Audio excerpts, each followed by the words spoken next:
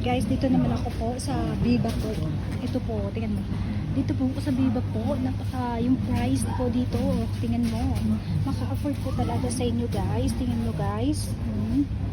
Yung mga items po nila dito, hindi po yung price. Tingnan mo po, yung juice po nila, tingnan mo. 8 dirham lang. 8 dirham and 7 dirham lang guys. Maka-afford talaga.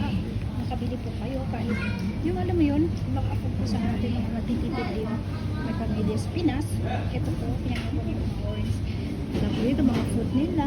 Yung mga price po, 3 dirham lang po guys.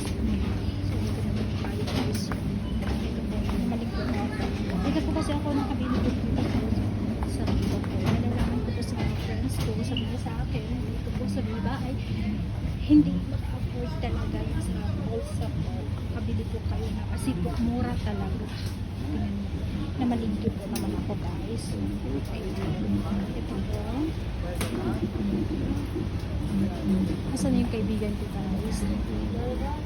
Hindi ko po talaga magsisi guys kung makabili dito po kasi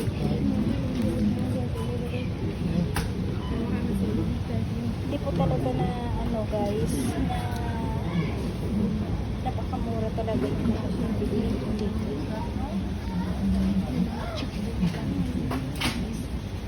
Oh, tingnan niyo po. Oh, baratong barato guys. 4 dirham lang. Oh. Meron naman po 6 dirham pero makaka-afford naman po sa akin lahat po. Yung mga nagtitipid po, may 2 dirham po sila. Ayan guys. Dito po sa Viva po. Sa Viva po. Dito po ako sa Viva.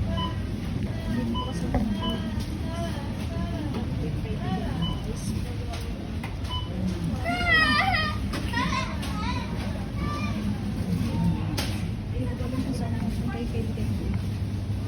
ayun guys, ikot-ikot ko naman po ito. Dishwashing liquid.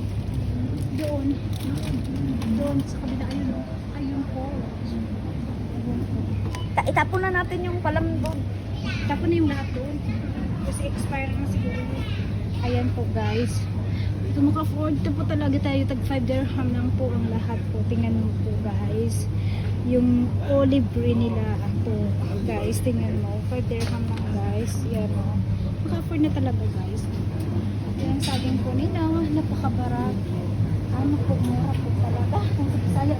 Ilongga pa. Barato ba? Barato po. Ayan. Ayan po. Tandaan po. Dito na